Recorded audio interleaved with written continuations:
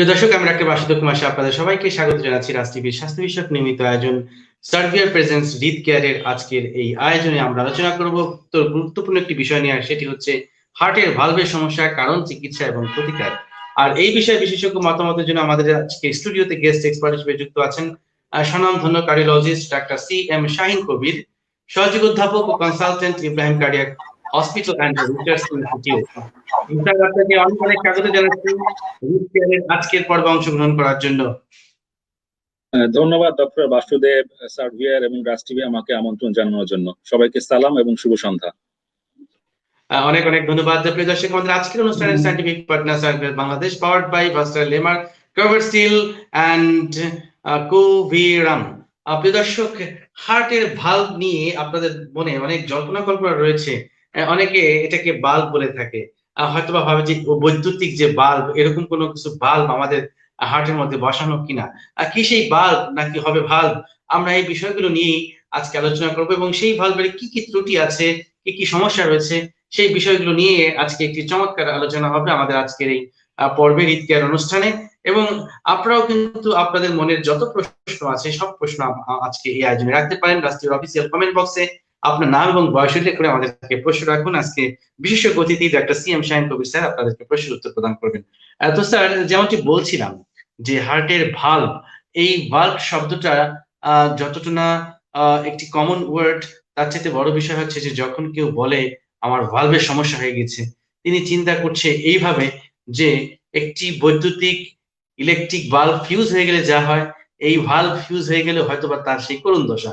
আসলে বাল্ব এবং ভালভ কোনটি আসলে হার্টের মধ্যে রয়েছে? ধন্যবাদ। আসলে আমাদের যে হৃদযন্ত্রের ভিতরে যে কপাটিকা রয়েছে সেগুলো ভালভ নামে পরিচিত। তো আমাদের 4 ধরনের কপাটিকা রয়েছে, যেটা আমাদের aortic valve, mitral valve, then tricuspid valve and pulmonary valve. এই ভালভ গুলো আমাদের বিভিন্ন চেম্বারের ভিতরে রক্ত চলাচলে সাহায্য করে বা এন্ট্রি হিসেবে কাজ করে। আমাদের যদি রক্ত আমাদের রাইট অ্যাট্রিয়াম থেকে রাইট ভেন্ট্রিকুলে ঢুকতে হয়, তখন আমাদের সেখানে গার্ড হিসেবে কাজ করে ট্রাইকাস্পিড ভালভ। আমাদের যদি রাইট ভেন্ট্রিকুলার থেকে আমাদের লাংসে ব্লাড যেতে হয়, সেক্ষেত্রে আমাদের কাজ করে পালমোনারি ভালভ।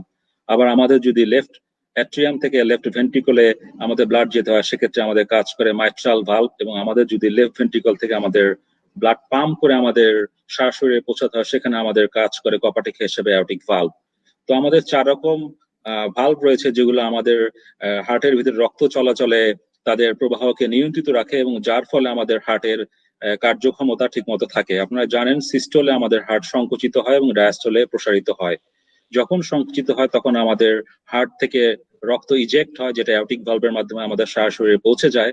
আবার যখন ডায়াস্টল হয় বা রিল্যাক্সেশন ফেজ হয়, তখন আমাদের লেফট অ্যাট্রিয়াম থেকে লেফট ভেন্ট্রিকুলে ব্লাড আসে এবং প্রয়োজনীয় ভাবে সে অক্সিজেন সমৃদ্ধ রক্ত পাম্প করে আমাদের শরীরে পৌঁছায়।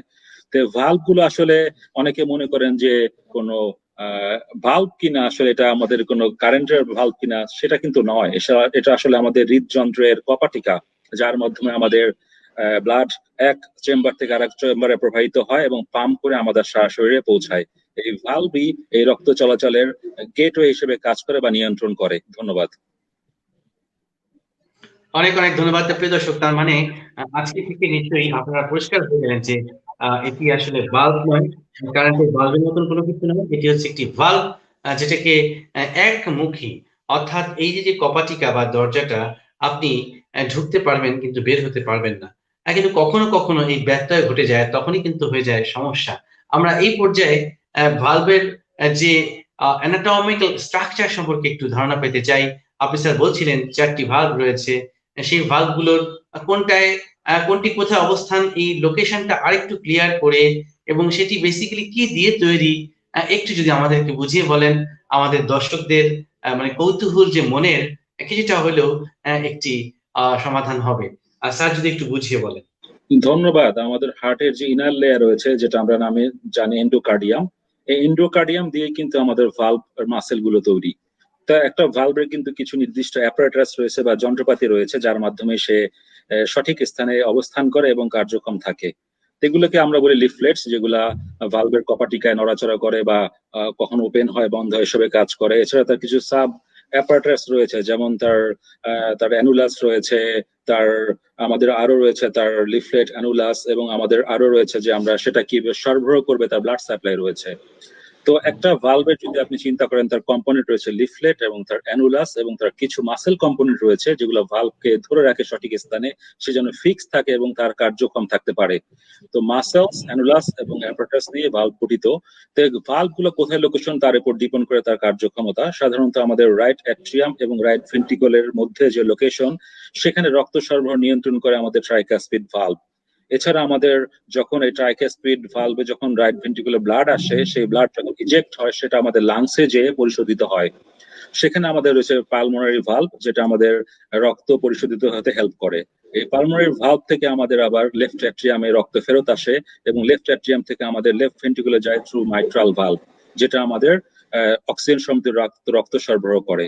ফ্রম দ্য লেফট ভেন্ট্রিকল যখন আমাদের শরীরে সিস্টল ডেভেলপ করে, তখন যে হার্ট পাম্প করে, পাম্প করার ফলে রক্ত আমাদের অ্যাওর্টিক ভালভের মাধ্যমে সারা শরীরে পৌঁছে যায়।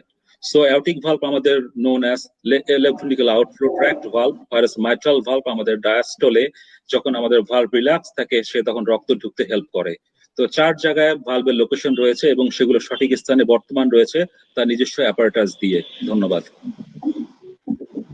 স্যার, এখানে দুটি শব্দ আপনি উচ্চারণ করেছেন,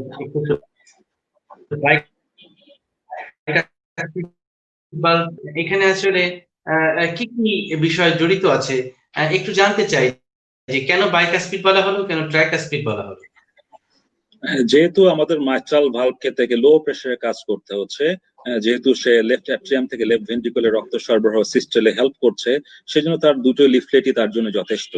ওয়ারাস যে ট্রাইকাসপিড ভালভের কথা বলছেন, অ্যাওর্টিক ভালভ, তাকে অনেক হাই প্রেসারে ব্লাড পাম্প করে আমাদের সারা শরীরে রক্ত পৌঁছতে হচ্ছে, তার কার্যক্ষমতা বেশি, এই জন্য তাকে ট্রাইকাসপিড বা 3 লিফলেটের ভালভ রয়েছে। তো ভালভের লিফলেট মর্ফোলজি অনুযায়ী আমাদের অ্যাওর্টিক ভালভ হচ্ছে ট্রাইকাসপিড ভালভ, তার 3টা কপাটিকা রয়েছে বা 3টা পার্ট রয়েছে, আর মাইট্রাল ভালভে রয়েছে 2টি লিফলেট, যেটা তার লেফট অ্যাট্রিয়াম থেকে লেফট ভেন্ট্রিকুলে ব্লাড যেতে হেল্প করে। ধন্যবাদ। Thank you very much. প্রিয় দর্শক, আপনারা আমাদের সাথে যুক্ত আছেন, বিশেষ করে মেডিকেল শিক্ষার্থীরা রয়েছেন, চিকিৎসক যারা রয়েছেন, তাদের জন্য বলবার যেটি রয়েছে সেটি হচ্ছে যে আপনাদের যদি এই বিষয়গুলো প্রশ্ন থাকে, তার কাছে প্রশ্ন রাখবেন। রাষ্ট্রীয় অফিসিয়াল কমেন্ট বক্সে নাম এবং বয়স উল্লেখ করে প্রশ্ন করবেন এবং কোথা থেকে আমাদের অনুষ্ঠানটি দেখছেন সেটিও আমাদেরকে জানাবেন। আমাদের আজকের এই অনুষ্ঠানের scientific partner Servier Bangladesh power by ভার্সাল এমআর অ্যান্ড কভারসিল। প্রিয় দর্শক, আমরা আলোচনা করছি অত্যন্ত গুরুত্বপূর্ণ একটি বিষয় নিয়ে, হার্টের আসিটি হচ্ছে ভালভের সমস্যা, কারণ, চিকিৎসা, প্রতিকার। আচ্ছা, এই যে ভালভগুলোর আপনি গঠন বললেন, লোকেশন বললেন, কাজও বলে ফেললেন, 3টা বিষয় আপনার কাছ থেকে জেনে গেলাম। এই ভালভের মধ্যে কোন ভালভের সমস্যা বেশি হয়ে থাকে এবং কি কি সমস্যা হয়, আমরা একটু এই পর্যায়ে জানবো। যে ভালভের এই যে অ্যাপারেটাস গুলো বলছিলেন আপনি, কোনটির ঘাটতি বা কোনটি সমস্যা হলে কি প্রবলেম হয় এবং সেই রোগগুলোর নাম কি, আমাদেরকে একটু এই পর্যায়ে আমাদেরকে জানাবেন। ধন্যবাদ। ভালভ গুলো যখন চেপে যায় তখন তাকে আমরা বলি স্টেনোসিস। আর যখন এই অ্যাপারেটাসে ইনএফেক্টিভ মোবিলিটি হয়, যে তার কার্যক্ষমতা কমে যাচ্ছে, সে লুজ হয়ে যাচ্ছে, তখন তাকে বলি রিগার্জিটেশন। তো সাধারণত চেপে যাওয়া ভালভকে বলা হয় স্টেনোসিস, এবং যেগুলো ডাইলেটেশন হয়ে যাচ্ছে, যার ফলে ভালভ ব্লাড লিক করছে, সেগুলোকে বলে রিগার্জিটেশন।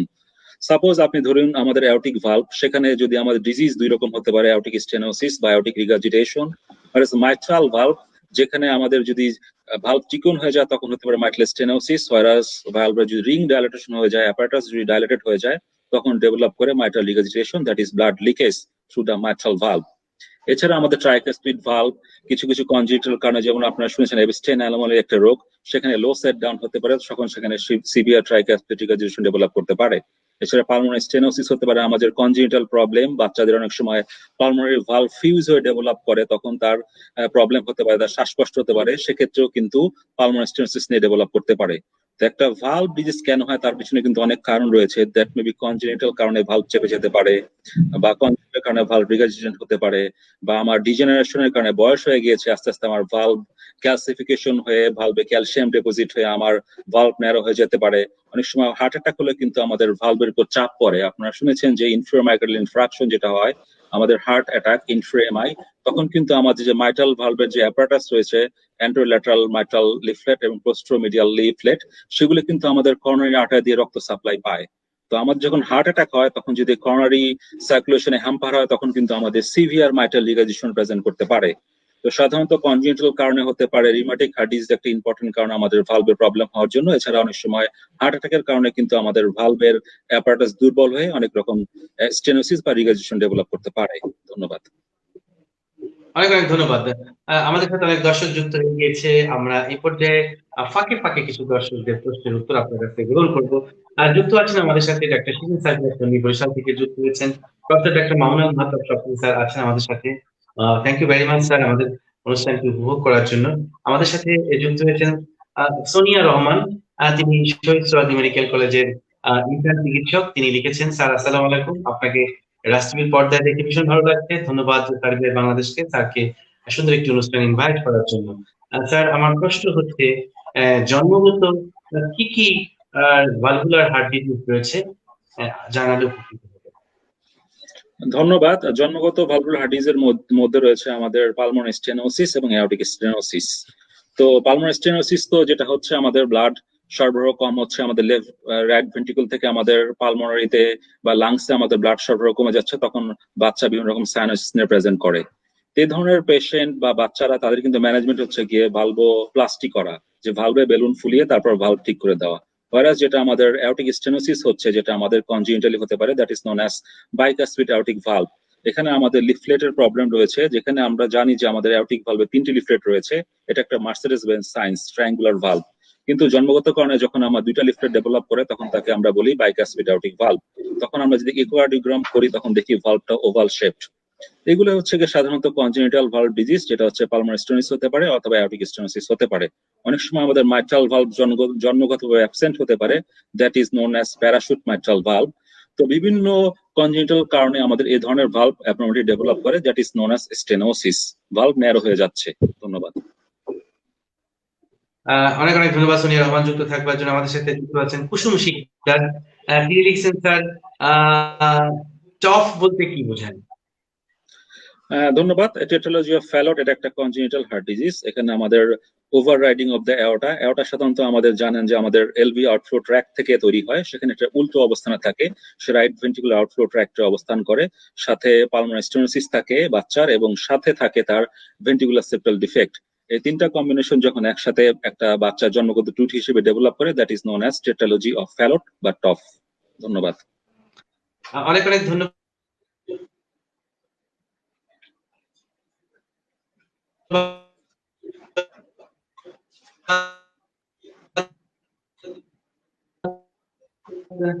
বুঝতে পেরেছেন যে এটি একটি জন্মগত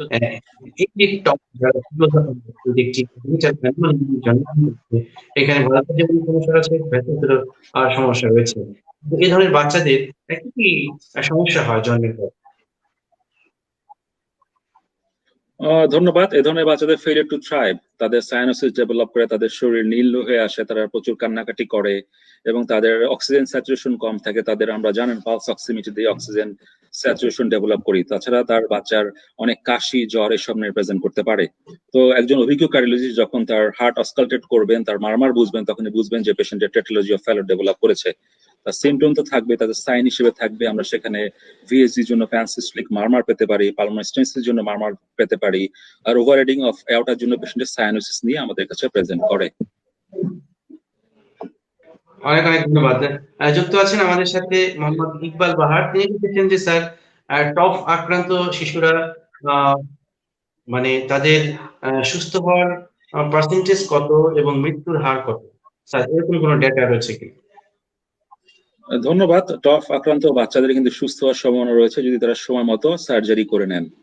আমাদের দেশে অনেক বাচ্চারা বিভিন্ন যথাযোগ্য স্থানে পৌঁছান না বলে তারা সার্জারি করাতে ভয় পান। আসলে সব সেন্টারে তো টফের সার্জারি করা হয় না, এটা একটা রিস্কি সার্জারি, কারণ বাচ্চার ম্যাচুরিটির উপর ডিপেন্ড করে সার্জারির আউটকাম। সাধারণত যেগুলো সিম্পল টফ, যার সাথে অ্যাসোসিয়েশন অন্যান্য প্রবলেম নাই, সাথে অন্যান্য কনজেনিটাল হার্ট ডিজিজ নাই, তাদের আউটকাম কিন্তু অনেক ভালো। অ্যারাউন্ড 70-80% বাচ্চা সুস্থ হয়ে যায় যদি সময়মতো অপারেশন করা হয়। অনেক সময় যদি সময়মতো অপারেশন করা না হয়, তখন আস্তে আস্তে হার্টের চেম্বার ডাইলেটেশন হয়ে যায়, বাচ্চা অনেক শ্বাসকষ্ট নিয়ে আসে এবং তার ফুসফুস ইনভলভ হয়ে যায়, তখন আর সার্জারি করে বেনিফিট দেওয়া যায় না। তাই সময়ের কাজ সময় করলে বাচ্চাকে খুব দ্রুত বাঁচানো যায় এবং তার কমপ্লিকেশন হয় না বললেই চলে। ধন্যবাদ। অনেক অনেক ধন্যবাদ ইকবাল বাহার আমাদের সাথে যুক্ত থাকবার জন্য। যুক্ত আছেন আমাদের সাথে মোহাম্মদ রাজীব আহমেদ চৌধুরী, নোয়াখালী থেকে যুক্ত হয়েছেন। তিনি লিখেছেন, স্যার অনেক সময় আমরা শুনে থাকি যে বাচ্চাদের হার্টের ফুটো থাকে বা ছিদ্র থাকে, আসলে ছিদ্রটা কিভাবে হয়? ধন্যবাদ। গুরুত্বপূর্ণ প্রশ্ন। আসলে সাধারণত বাবা-মারা এটা নিয়ে অনেক চিন্তিত থাকেন। অনেক ক্ষেত্রে বাচ্চারা জন্মগ্রহণ করেন ছিদ্র নিয়ে, যেটা অনেক সময় টেরই পাওয়া যায় না। অনেক সময় বাচ্চারা অ্যাসিম্পটোমেটিক থাকে। অনেক বড় হলে আস্তে, আস্তে কোনো এক কারণে তার শ্বাসকষ্ট ডেভেলপ করলে বা জ্বর কাশি হলে তখন আমরা ইকোকার্ডিওগ্রাম করে দেখি যে তার হার্টে ছিদ্র রয়েছে। এটা একটা জন্মগত প্রবলেম। আপনারা জানেন যে আমাদের বিভিন্ন কুশন ডিফেক্ট রয়েছে। সেগুলো যদি আমাদের ঠিকমতো ডেভেলপ না করে, আমাদের মেমব্রেন গুলা যখন জন্ম হওয়ার আগে থাকে, আমাদের মায়ের পেটে থাকে, তখনই আস্তে আস্তে এই ছিদ্রগুলো ডেভেলপ করে। সেপ্টাম প্রাইমাম, সেপ্টাম সেকেন্ডাম গুলা কিন্তু আমাদের অ্যাট্রিয়াল সেপ্টাল ডিফেক্ট গুলোর জন্য দায়ী। এগুলো যদি ঠিকমতো ডেভেলপ না করে তখনই কিন্তু আমাদের জন্মগতভাবে এই ছিদ্রগুলো তৈরি হয়। তো অনেক বাচ্চারা বড় হওয়ার পর আস্তে আস্তে ছিদ্রগুলো কিন্তু অটোমেটিক্যালি বন্ধ হয়ে যায়, কিন্তু কিছু কর্তৃপক্ষের ক্ষেত্রে এই ছিদ্রগুলো কিন্তু সিল হয় না। তখনই তাকে বিভিন্ন রকম কমপ্লিকেশন নিয়ে আসে, যেমন তার শ্বাসকষ্ট, ফেলিয়ার টু থ্রাইভ, সে বড় হচ্ছে না, তার কাশি জ্বর লেগেই থাকছে। তো এইসব কমপ্লেন নিয়ে বাচ্চারা যখন ডাক্তারের কাছে আসেন মায়ের সাথে, তখন দেখা যায় ইকোকার্ডিওগ্রাম করে একজন কার্ডিওলজিস্ট বলেন যে তার হার্টে ছিদ্র রয়েছে। তো প্রথমে তারা মেনে নিতে চান না, কিন্তু দেখা যায় যে ছিদ্র যদি সিম্পল থাকে বা ছোট থাকে তখন কিন্তু আমরা ডিভাইস ক্লোজারের মাধ্যমে বাচ্চাকে সারিয়ে তুলতে পারি। আর ছিদ্র যদি বড় হয়ে যায় তখন কিন্তু সার্জারির প্রয়োজন হয়। আর আপনি যদি সময় না করেন তখন আস্তে আস্তে ছিদ্রজনিত কারণে কিন্তু কমপ্লিকেশন ডেভেলপ করে। আপনার রাইট হার্ট ফেলিয়ার ডেভেলপ করে যেতে পারে, আপনার লিভার বড় হয়ে যেতে পারে, পেটে পানি চলে আসতে পারে, এবং পায়ে পানি চলে আসতে পারে। এবং তখন কিন্তু দুই চেম্বারের প্রেশার ইকুয়ালাইজ হয়ে যাওয়ার জন্য তখন কিন্তু সার্জারি করে কোনো বেনিফিট দেওয়া যায় না। তো যখন আমাদের এই ছিদ্র যখন ছোট থাকে তখন আমরা ডিভাইস ক্লোজার অ্যাডভাইস করি, আর যদি বড় থাকে তখন আমরা সার্জারি অ্যাডভাইস করি টু অ্যাভয়েড কমপ্লিকেশনস, এবং আপনি যেন লম্বা সময় ভালো থাকেন সেজন্য আমরা এটা অ্যাডভাইস করে থাকি। ধন্যবাদ।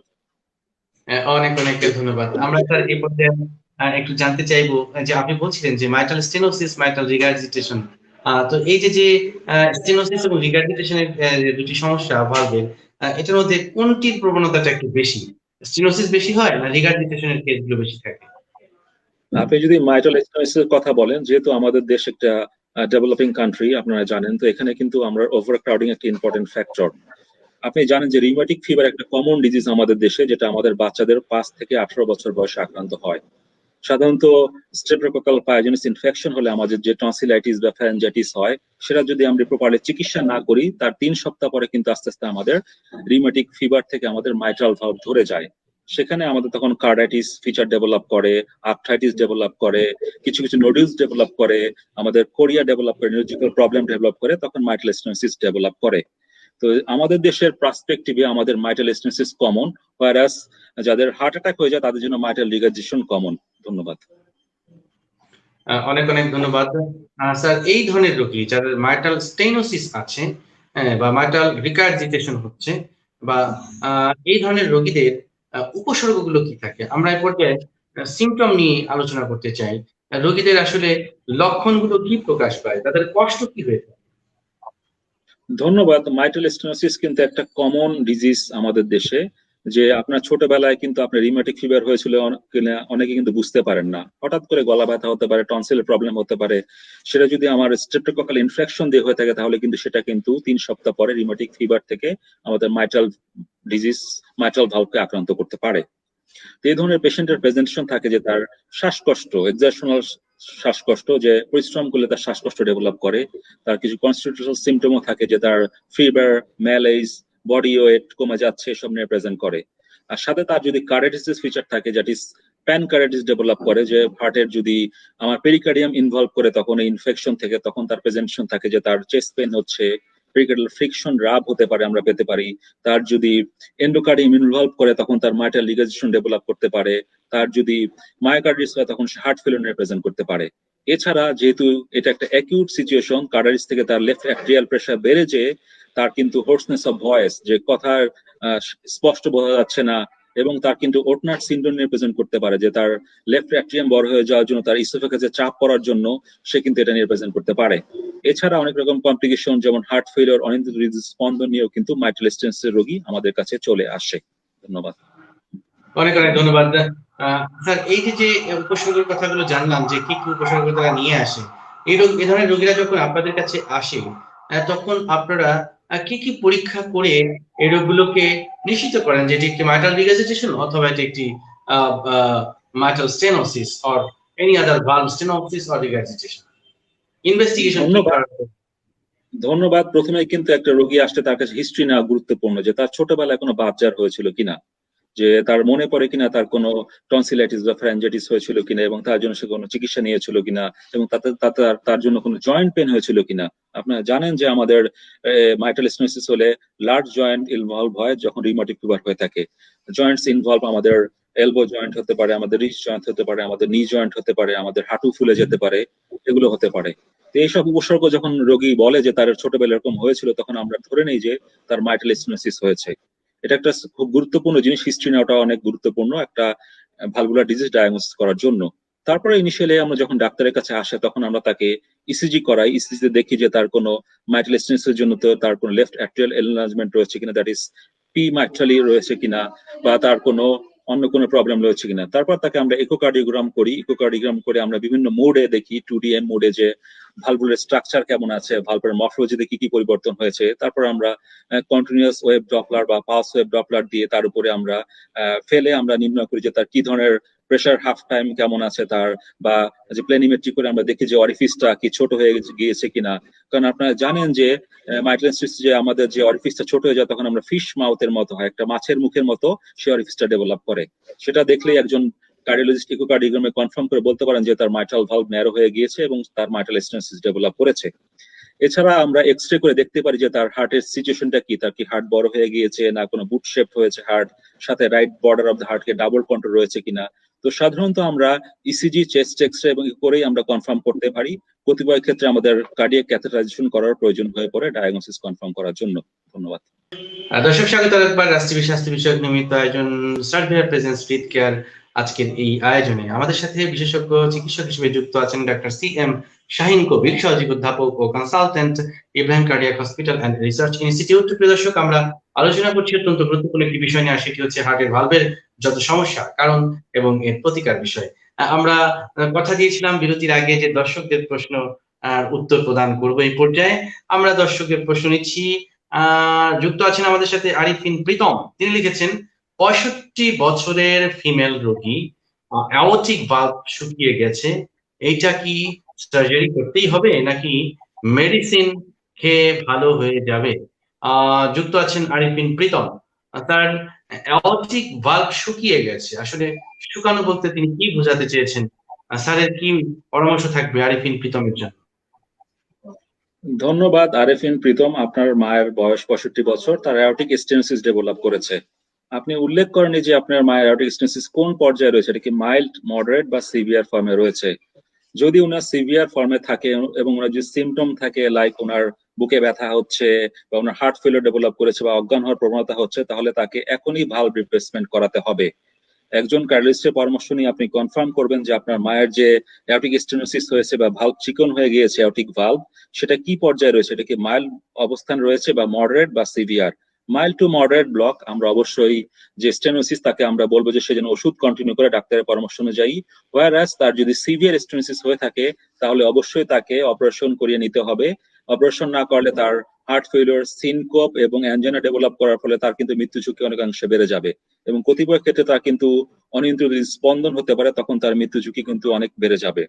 আপনারা জানেন যে রোগীর অ্যাঞ্জিনা ডেভেলপ করে তার 5 বছরের মৃত্যু ঝুঁকি প্রায় অনেক তাড়াতাড়ি হয়ে পড়ে। যার হার্ট ফেলিওর ডেভেলপ করেছে সে 2 বছরের ভিতরে মারা যাওয়ার সম্ভাবনা থাকে, আর যার সিনকোপ ডেভেলপ করে তার কিন্তু 3 বছরের ভিতরে দ্রুত মৃত্যুবরণ করার সম্ভাবনা থাকে।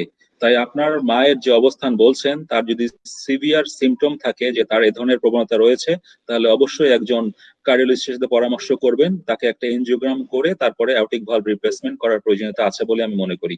ধন্যবাদ। অনেক অনেক ধন্যবাদ প্রিয় দর্শক যুক্ত থাকবার জন্য। যুক্ত আছেন আমাদের সাথে GC Sarkar, Gopal Chandra Sarkar. Thank you very much আমাদের সাথে যুক্ত থাকবার জন্য। মোহাম্মদ আতিকুর রহমান সুজন, তিনি একটি প্রশ্ন করেছেন, মানুষ কি উত্তরাধিকার সূত্রে হৃদরোগে আক্রান্ত হতে পারে? ডেফিনেটলি, এটি আসলে স্যার নিশ্চয়ই আপনার প্রশ্নের উত্তর দিবেন স্যার। অর্থাৎ এখানে কোনো জেনেটিক্যাল কোনো যোগসূত্র রয়েছে কিনা, ফ্যামিলিয়াল কোনো যোগসূত্র রয়েছে কিনা হৃদরোগের, স্পেশালি ভালভুলার হার্ট ডিজিজের সাথে কোনো পারিবারিক যোগসূত্র রয়েছে কিনা?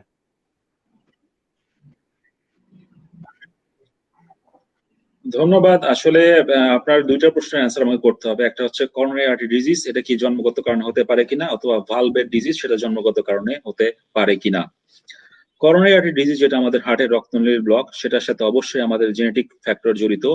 আমার যদি বাবা মা ভাই বোনের ভিতরে হার্ট ডিজিজ থেকে থাকে তাহলে আমার অবশ্যই ঝুঁকি রয়েছে রক্তনালীর ব্লকে আক্রান্ত হওয়ার। ভাইরাস যদি আমার family history of aortic valvular disease থাকে বা মাইট্রাল ভালভুলার ডিজিজ থাকে তাহলে কিন্তু আমারও ঝুঁকি রয়েছে এ জাতীয় রোগে আক্রান্ত হওয়ার।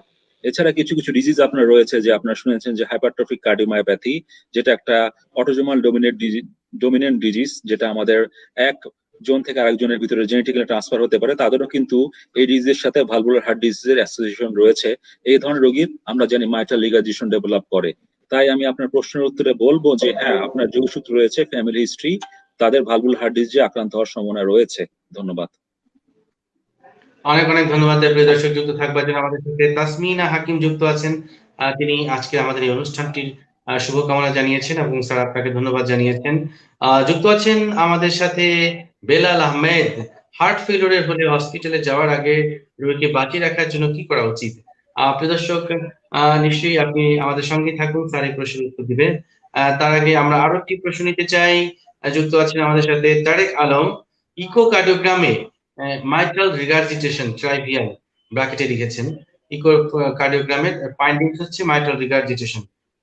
আমার বুক ধড়ফড় করে, এটা কি বড় ধরনের কোনো সমস্যা কিনা? ডাক্তার আমাকে ফ্রেনজিট রিভোট্রিল খেতে দিয়েছে। আমার বয়স 51। 51 বছরের মিস্টার তারেক আলম তার সমস্যার কথা জানিয়েছেন এবং তার একটি ইকোকার্ডিওগ্রামের রিপোর্টও জানিয়েছেন। ওষুধ খাচ্ছেন দুটো, ফ্রেনজিট রিভোট্রিল। স্যার, আর কি পরামর্শ থাকবে মিস্টার তারেক আলমের জন্য? ধন্যবাদ তারেক আলম। আপনি বলছেন যে আপনার ইকোকার্ডিওগ্রাম করে দেখা হয়েছে যে আপনার ট্রিভিয়াল মাইট্রাল লিগারেশন রয়েছে। এটা আসলে একটা নর্মাল ভেরিয়েন্ট, এই নিয়ে ভয় পাওয়ার কিছু নাই। ভাইরাস আপনি কিন্তু কিছু অ্যান্টিসাইকোটিক ড্রাগ গ্রহণ করছেন, যে ফ্রেনজিট, রিভোট্রিল। আমার কাছে মনে হয় যেহেতু আপনার বুক ধড়ফড়ের হিস্ট্রি আছে, পালপিটেশন হচ্ছে, সাথে আপনি বিটা ব্লকার জাতীয় ওষুধ গ্রহণ করুন, তাহলে আপনার হার্টবিট কমে গেলেই আপনার এই জাতীয় ভয়ভীতি কমে যাবে। এছাড়া তারপর যদি আপনার এরকম অবস্থা পারসিস্ট করতে থাকে তাহলে আপনি একজন ভালো কার্ডিওলজিস্টের সাথে দেখা করে ইকোকার্ডিওগ্রাম করে আবার কনফার্ম করুন যে এমআর বা এমভিপি রয়েছে কিনা। অনেক সময় মাইট্রাল ভালভ প্রলাপস হলেও কিন্তু আপনার হার্টবিট অনিয়ন্ত্রিত হতে পারে, সেটা অনেক সময় ইকোতে মিস হতে পারে। আপনি ইকো কনফার্ম করে দেখবেন যে কোনো এমভিপি আপনার এমআর সাথে রয়েছে কিনা, এটা একটা ফ্যাক্টর। এছাড়া আপনি 24 আওয়ার্স হল্টার একটা পরীক্ষা যেটা করে দেখতে পারেন যে আপনার হার্টবিট যে পালপিটেশন বলছেন সেটা কি ধরনের বা কোন গতি বা প্রকৃতির। আমরা হল্টার মেশিন লাগিয়ে 24 ঘন্টা আপনার হার্টবিট অ্যানালাইসিস করব, তারপর অ্যানালাইসিস করে আপনাকে রিপোর্ট দেবো যে আপনার এটা কি কোনো বেনাইন বা খারাপ কোনো অ্যারিথমিয়া হচ্ছে কিনা। তো আমি বলবো সিম্পলি আপনি যেহেতু অ্যান্টিসাইকোটিক ড্রাগ গ্রহণ করছেন, এটা নিয়ে ভয় পাওয়ার কিছু নাই। আপনি কিছু বিটা ব্লকার জাতীয় ওষুধ গ্রহণ করলে আপনার এই ভয়ভীতি দূর হয়ে যাবে এবং হার্টবিটের কম্পনটা অনেকটা কমে আসবে। ধন্যবাদ। অনেক অনেক ধন্যবাদ স্যার। আমরা এই পর্যায়ে আলোচনায় যেতে চাই। আমাদের সাথে যুক্ত আছেন আরো একজন দর্শক, আমরা ডিসপ্লেতে তার প্রশ্নটি দেখতে পাচ্ছি। যুক্ত আছেন আমাদের সাথে তাসমিনা হাকিম। দাঁতের সমস্যা থেকে হার্টের রোগ হয়, অনেক কমন এটা বয়স্কদের মধ্যে। এটি সত্য কিনা, মানে বিষয়টা নিয়ে তিনি কনফিউজ যে দাঁতের থেকেও হার্টের সমস্যা হয় কিনা। স্যার, কোনো সম্ভাবনা রয়েছে কিনা? থাকলে স্যার একটু জানাবেন। তাসমিনা হাকিমের প্রশ্ন। ধন্যবাদ। আসলে ব্যাকটেরিয়াল এন্ডোকার্টাইটিস কিন্তু এখান থেকে হতে পারে। আমরা যদি কন্টিনিউয়াসলি হাইজিন মেনটেন না করি তাহলে কিন্তু আমাদের এখান থেকে ইনফেকশন কিন্তু আমাদের হার্টের ভালভকে আক্রান্ত করতে পারে, এটা একটা সোর্স হতে পারে। দ্বিতীয়ত, অনেক সময় কিন্তু আমাদের অ্যানজাইনাল পেইন কিন্তু অনেকে দাঁতে ব্যথা হিসেবে মিমিক করেন, যে আমাদের বুকে ব্যথা হচ্ছে, সেটা শুধু দাঁত ব্যথা হিসেবে প্রেজেন্ট করতে পারে অনেকে। তো আমি বলবো হাইজিন মেনটেন করা গুরুত্বপূর্ণ, কারণ এখান থেকে আপনার হার্ট ভালভ আক্রান্ত হতে পারে। অনেক সময় দাঁতের ব্যথাকে কিন্তু আমাদের হার্ট ব্যথা এখান থেকে হতে পারে। তাই আপনি একজন কার্ডিওলজিস্ট কনফার্ম করলে সে আপনাকে বলে দেবে যে আপনার দাঁত ব্যথা থেকে হার্টের ব্যথা হচ্ছে নাকি এটা শুধু পিওর দাঁত ব্যথা। কারণ দাঁত ব্যথা নিয়ে কিন্তু অনেক বড় বড় আমাদের দেশে প্রতিযোগিতা কিছু লোকজন কিন্তু দাঁত ব্যথা নিয়ে দাঁত তোলার সময় কিন্তু হার্ট অ্যাটাক হয়ে মারা গিয়েছেন, আপনারা জানেন। তাদের আসলে এই পেইনটা ছিল হার্টের পেইন, কিন্তু আমরা মনে করছিলাম দাঁতের পেইন। দাঁত তুলতে যে পেশেন্ট পরে মারা গেল। এই জিনিসগুলো আসলে ইভালুয়েশন করার প্রয়োজন আছে যে দাঁত ব্যথার পেইন কি আপনার কার্ডিয়াক অরিজিন কিনা। ধন্যবাদ। অনেক অনেক ধন্যবাদ স্যার। এই যে যাদের ভালভুলার হার্ট ডিজিজ রয়েছে, আমরা এটির কারণ জেনেছি, সাইন সিমটম জেনেছি, আমরা ইনভেস্টিগেশন কি করার প্রয়োজন সেটা জেনেছি। এরপর আমরা একটু ম্যানেজমেন্টের দিকে আসতে চাই। তো ম্যানেজমেন্ট প্রোটোকলটা কি? এই ধরনের রোগীরা যখন আপনাদের কাছে আসে, হিস্ট্রি নেওয়ার পর, ইনভেস্টিগেশন করে কনফার্ম হওয়ার পর, আপনারা তাকে সুস্থ করার জন্য কি কি চিকিৎসা পদ্ধতি প্রদান করে থাকেন? ধন্যবাদ। ম্যানেজমেন্ট পার্টটা নির্ভর করবে তার সিমটমের উপরে, তার যে স্টেনোসিস বা রিগার্জিটেশন এটা কি পর্যায়ে আছে। ইকোকার্ডিওগ্রাম করে আমরা দেখি যে এটা মাইল্ড ফর্মে আছে, মডারেট ফর্মে নাকি সিভিয়ার ফর্মে। যদি সিভিয়ার ফর্মে থাকে তাহলে তার কিন্তু ম্যানেজমেন্ট হচ্ছে গিয়ে আইদার পারকিউটেনিয়াস ভালভ থেরাপি অথবা সার্জারি, এর কোনো অপশন নাই। তাকে অবশ্যই, যদি সিভিয়ার মাইট্রাল স্টেনোসিস বা সিভিয়ার অ্যাওর্টিক স্টেনোসিস ডেভেলপ করে তখন তাকে কিন্তু ভালভ রিপ্লেসমেন্ট করাতে হবেই। কারণ যদি সময়ের কাজ সময় না করা তখন তার আস্তে আস্তে কমপ্লিকেশন হবে, পরে ভালভ সার্জারি করে বেনিফিট দেওয়া যাবে না। হোয়ারাস যার মাইল্ড টু মডারেট সিমটম রয়েছে, mild to moderate heart valve block রয়েছে বা স্টেনোসিস রয়েছে, তার কিন্তু ওষুধ থেরাপি প্রয়োগ করা হয়। এর মধ্যে অবশ্যই তাকে স্ট্রেনাস অ্যাক্টিভিটি, প্রচুর পরিশ্রমের কাজ অ্যাভয়েড করতে হবে, তাকে সল্ট কম ইনটেক করতে হবে। তারপর আমরা কিছু ওষুধ সেবন করার পরামর্শ দিই, যেমন তার এসি ইনহিবিটর জাতীয় ওষুধ, যেগুলো তার ভালভের ফাইব্রোসিস প্রিভেন্ট করবে। তার হার্টবিট যদি অনিয়ন্ত্রিত থাকে তখন আমরা তাকে বিটা ব্লকার জাতীয় ওষুধ প্রয়োগ করি। তাছাড়া তার যদি হার্ট ফেলিওর সম্ভাবনা থাকে তখন তাকে আমরা ডায়াবেটিস দিয়ে তাকে হার্ট ফেলিওর প্রবণতা থেকে কমিয়ে আনি।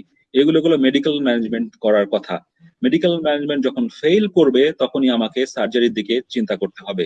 আমি বলেছি সার্জারি দুই রকম, একটা হচ্ছে পারকিউটেনিয়াস থেরাপি, যেটা আমরা বড় কোনো অপারেশন ছাড়াই করতে পারি, another on is open surgery.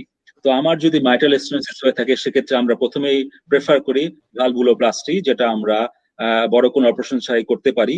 তবে আমাদের জানতে হবে সেক্ষেত্রে ভালভের মরফোলজিটা ফেভারেবল থাকতে হবে, ভালভে ক্যালসিফিকেশন কম থাকতে হবে। আমরা ইকোকার্ডিওগ্রাম যে উইলকিন্স স্কোর এটা যদি 8 বা তার কম থাকে তাহলে সেটা ফেভারেবল ফর ভালভুলোপ্লাস্টি। হোয়ারাস আমার যে উইলকিন্স স্কোর হাই থাকে বা আমার যদি হার্ট থ্রম্বাস থাকে তখন কিন্তু আমাকে অপারেশনই প্রেফারেবল। এটা গেল আমাদের মাইট্রাল স্টেনোসিস এর কথা। অ্যাওর্টিক স্টেনোসিস এর ক্ষেত্রে আমরা যেটা করি, আমরা কিন্তু দুই ধরনের চিকিৎসা বলছি এখন, that is SAVR and TAVR. SAVR হচ্ছে গিয়ে surgical aortic valve replacement and TAVR হচ্ছে গিয়ে percutaneous transcatheter aortic valve replacement. SAVR যেটা, যে রোগীর ক্ষেত্রে তার সিমটম ডেভেলপ করে গেছে, তার হার্ট ফেলিওর, সিনকোপ হচ্ছে, অ্যানজাইনা হচ্ছে, তাকে এনজিওগ্রাম করে আমরা প্রেরণ করি কার্ডিয়াক সার্জনের হাতে যে তার সার্জিক্যাল অ্যাওর্টিক ভালভ রিপ্লেসমেন্ট দরকার। কিন্তু কিছু কিছু ক্ষেত্রে রোগী আমরা দেখছি যে তার অনেক হাই রিস্ক হয়ে যায় সার্জারি, তখন তাদেরকে টাভার প্রেফার করি। টাভার নতুন প্রযুক্তির থেরাপি যেখানে স্টেন্টেল ভালভ আমাদের হার্টে প্রতিস্থাপন করা হয়। তো আমাদের কিন্তু ভালভ কয়েক রকম রয়েছে আপনারা জানেন, বায়োলজিক্যাল ভালভ এবং প্রস্থেটিক ভালভ। বায়োলজিক্যাল এবং প্রস্থেটিক ভালভ যেটা কাকে কখন প্রয়োগ করবো সেটা একদম হৃদরোগ বিশেষজ্ঞ কনফার্ম করে দেবেন, কোন বয়সে এটা অ্যাপ্লিকেবল সেভাবে আমরা ডাক্তারের পরামর্শ অনুযায়ী প্রতিস্থাপন করে নিলে রোগী কিন্তু অনেকদিন ভালো থাকবে। ধন্যবাদ। অনেক অনেক ধন্যবাদ। এই হার্টের ভালভ নিয়ে কিন্তু মানুষের আগ্রহটা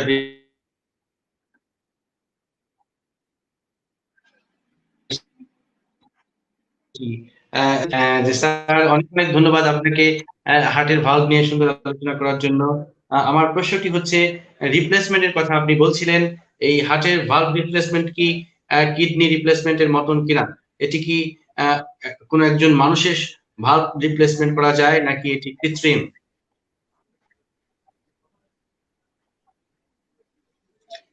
ধন্যবাদ। সাধারণত বোভাইন পেরিকার্ডিয়াম বা প্রোকেইন জাতীয় পর্সেলিন থেকে কিন্তু এই ভালভগুলো নেওয়া হয়। এগুলো কিন্তু আমাদের যে বোভাইন মানে আপনি গরুর পেরিকার্ডিয়াম কেটে কিন্তু এটা তৈরি করা হয়, অনেক সময় আমাদের পর্কের পেরিকার্ডিয়াম কেটেও কিন্তু এটা তৈরি করা হয়।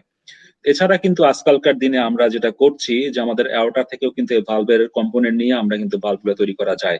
এটা গেল সার্জিক্যাল অ্যাওর্টিক ভালভ রিপ্লেসমেন্টের কথা। হোয়ারাস কিন্তু এখনকার দুনিয়া জোড়া কিন্তু নতুন ক্রেজি হচ্ছে গিয়ে ট্রান্সক্যাথারার অ্যাওর্টিক ভালভ রিপ্লেসমেন্ট, যেটা হচ্ছে কি আমরা পারকিউটেনিয়াসলি করে থাকি এবং এখানে কিন্তু স্টেন্টেল ভালভ ওই নেটিভ ভালভের প্রতিস্থাপন করে দেওয়া হয়। এখানে কিন্তু কোনো পেরিকার্ডিয়াম বা অন্য কিছু প্রয়োজন হয়, এটা এক ধরনের স্টেন্ট যেটা আপনার ভালভের ওখানে বসিয়ে ফুলিয়ে দিয়ে আসলেই তার চলাচল স্বাভাবিক করে দেয় রক্ত চলাচলের ব্যাপারে।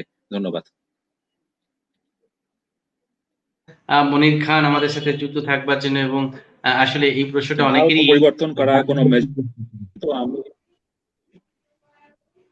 স্যার, এখানে একটি বিষয় আরো একজন দর্শক যুক্ত হয়েছেন আমাদের সাথে, মজিবর শেখ। তিনি লিখেছেন যে স্যার, মানুষের দেহের হার্টের থেকে ভালভ কি অন্য একজনকে ডোনেট করা যায় কিনা?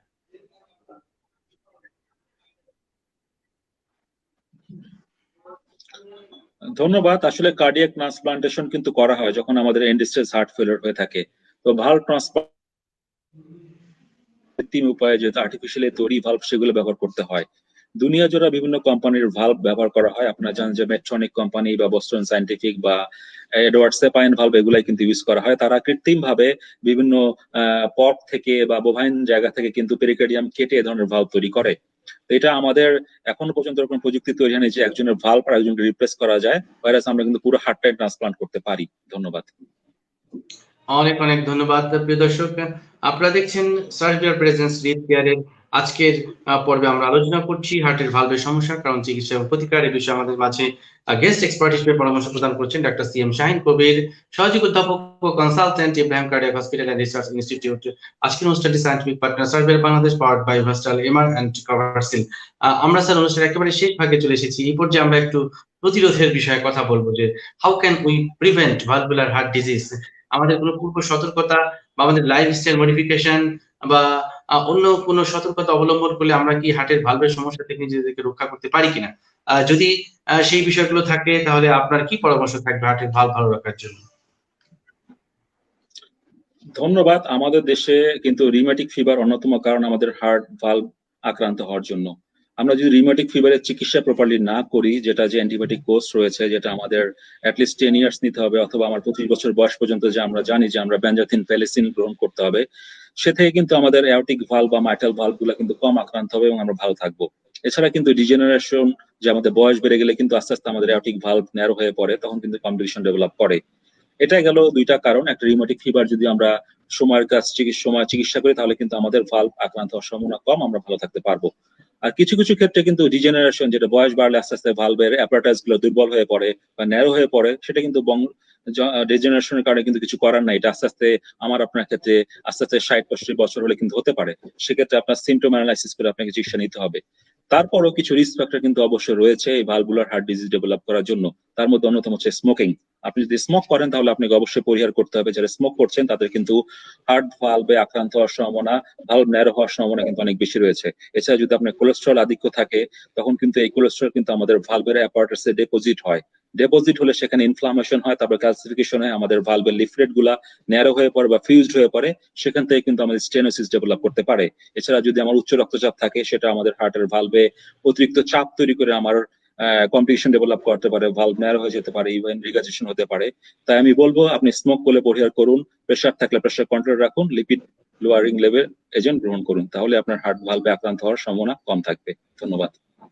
অনেক অনেক ধন্যবাদ স্যার। প্রিয় দর্শক, আমরা এতক্ষণ শুনছিলাম ডাক্তার সি এম শাহিন কবির স্যারের অত্যন্ত গুরুত্বপূর্ণ আলোচনা, যে আপনি কিভাবে আপনার হার্টের ভালভ গুলোকে ভালো রাখতে পারেন। দেখুন, বাস্তবে যদি আমরা বৈদ্যুতিক বাল্বের কথা চিন্তা করি, একটি বাল্ব ফিউজ হলে যেমন অন্ধকার নেমে আসবে, ঠিক তেমনি হার্টের ভালভ, যদি এটি বাল্ব নয়, এটি হচ্ছে ভালভ, বা যেটা বাংলায় স্যার বললেন যে কপাটিকা বা দরজার মতন একটি বিষয়, এবং সেটি গঠনও স্যার অত্যন্ত চমৎকার করে জানিয়েছে। তো এই দরজা যদি নষ্ট হয়ে যায়, সেক্ষেত্রে কিন্তু আপনার জন্য বিপদ ডেকে আসবে। সো দ্যাট আপনি যদি আপনার হার্টের ভালভকে সুরক্ষিত রাখতে চান, স্যারের কথা অনুযায়ী লাইফস্টাইলটাকে আপনার চেঞ্জ করতে হবে, এবং সেই সাথে খুব দ্রুতই চিকিৎসকের পরামর্শ গ্রহণ করতে হবে, অর্থাৎ একজন কার্ডিওলজিস্টের শরণাপন্ন হতে হবে। আর যদি আপনি সঠিক সময়ে আপনার হার্টের ভালভের সমস্যাগুলো সমাধান করেন, তাহলে কিন্তু আপনি সম্পূর্ণ সুস্থ থাকবেন। অতএব আসুন আমরা নিজের হার্টের চেক আপ করি, কার্ডিওলজিস্টকে দেখাই, সেই সাথে ভালো রাখি আমাদের হার্ট, ভালো রাখি আমাদের পরিবারের সবাইকে, এবং ভালো রাখি আমাদের এই সুন্দর বাংলাদেশকে। সবাইকে ধন্যবাদ জানিয়ে, এবং সেই সাথে আজকের অনুষ্ঠানের সায়েন্টিফিক পার্টনার সার্ভিয়ার বাংলাদেশকে ধন্যবাদ জানাচ্ছি, এবং আমাদের আজকের অনুষ্ঠানের মধ্যমণি আমাদের অত্যন্ত শ্রদ্ধাভাজন প্যানেল এক্সপার্ট একটা সি এম শাহিন কবির স্যারকে অত্যন্ত ধন্যবাদ জানাচ্ছি, কারণ স্যার এত চমৎকার করে হার্টের ভালভ নিয়ে কথা বললেন, যেটি আমার মনে হয় যে সাধারণ দর্শক থেকে শুরু করে যারা চিকিৎসক রয়েছেন, তাদের প্রত্যেকেরই অনেক অনেক কাজে আসবে বলে আমি বিশ্বাস করছি। এবং সেই সাথে অনুরোধ জানাচ্ছি অনুষ্ঠানটি বেশি বেশি করে শেয়ার করে আরো মানুষকে জানার সুযোগ করে দেবেন। সবাইকে শুভেচ্ছা জানাচ্ছি, এবং সেই সাথে সবার দীর্ঘায়ু এবং সুস্বাস্থ্য কামনা করে আজকের আয়োজন এখানে শেষ করছি। সবাইকে শুভরাত্রি। You are watching Raj TV, Jagorone, Bangladesh. Please subscribe our channel.